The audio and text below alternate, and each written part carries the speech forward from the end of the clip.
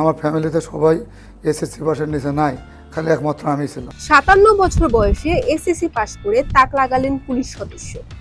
বগুড়ার কর্মরত ট্রাফিক পুলিশের কনস্টেবল আব্দুস সামাদের অবসর জীবন শুরু হতে বাকি মাত্র 2 বছর 10 মাস।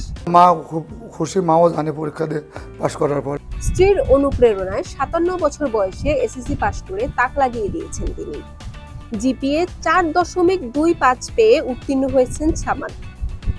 রোববার এসএসসি ও সমমান পরীক্ষার ফলে তার এই সাফল্যের খবরটি জানা যায়। আমাদের পরিবার মধ্যবিত্ত পরিবার ছিল। সচ্ছল হওয়ার জন্য আমি চাকরিতে পুলিশ বাহিনীতে 1987 সালে যোগদান করি। তারপরে আর লেখাপড়া হয় না, চাকরিতে চলে যায়। সামাদ রাজশাহীর বাঘা উপজেলার আশরাফপুর গ্রামের বাসিন্দা। তিনি বর্তমানে বগুড়া সদর ট্রাফিক বিভাগে কর্মরত আছেন। প্রায় 32 বছর ধরে আমি সময় বই পড়াশোনা করি। আমার এসএসসি পাস না হলে ডিপ্লোমা করা যাবে না, ডিএমএস করা যাবে না, বিধায় আমি এসএসসি পরীক্ষা নেওয়ার সিদ্ধান্ত নিই এবং নবম শ্রেণীতে আমি ভর্তি হই।